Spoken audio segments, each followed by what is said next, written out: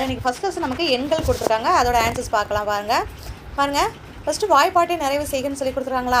என்ன வாய்ப்பாடு அவங்க கொடுத்துருக்காங்கன்னா 3ஆம் வாய்ப்பாடை பற்றி அவங்க கொடுத்துருக்காங்க. நம்ம 7ஆம் வாய்ப்பாடை எழுதணும். இப்போ எப்படி இதை கொடுத்துருக்காங்கன்னா 1ஆல் பெருக்குதல் அப்படின்னா அந்த நம்பரை 1ஆல் நம்ம பெருக்கணும். 4 7. இப்போ 10ஆல் பெருக்குதல்னா 10ஆல் பெருக்கணும். 5 70.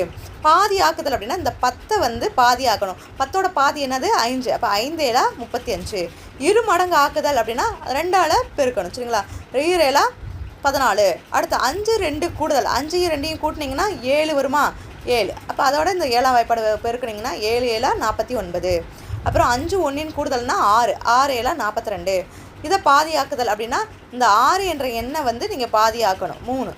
3 21. அப்புறம் 3 1 கூடுதல் அப்படின்னா 4. 4 28.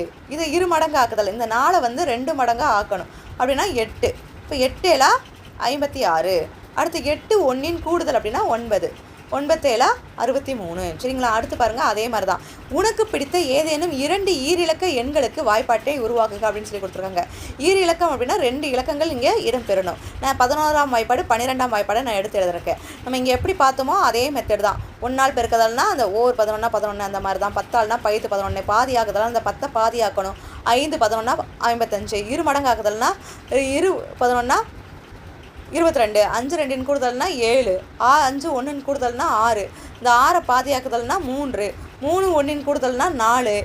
அப்புறம் இரு மடங்கு ஆக்குதல்னா இந்த 4 2 மடங்கு ஆக்கணும்னா 8. அப்புறம் 8 1 கூடுதல்னா 9.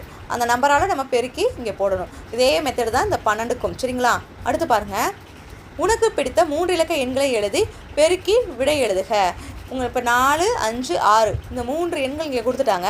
நமக்கு பிடித்த 3 இலக்கங்களை இந்த கட்டங்களில் எழுதணும். இப்போ நான் 252